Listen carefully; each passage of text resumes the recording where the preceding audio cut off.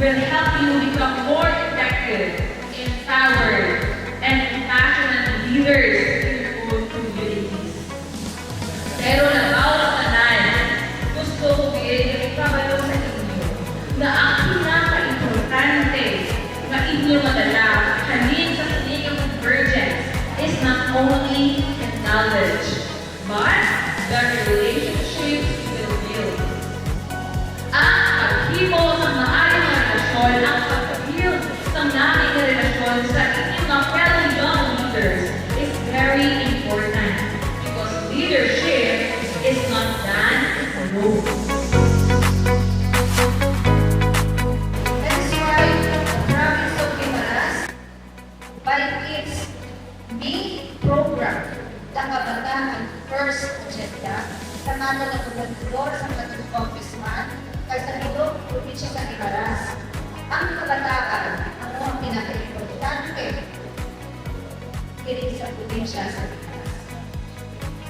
Amidst sa mga problema sa buhay, amidst sa mga crisis that we are facing right now, what we hope for are for the young people to be steadfast, strong, and mentally healthy.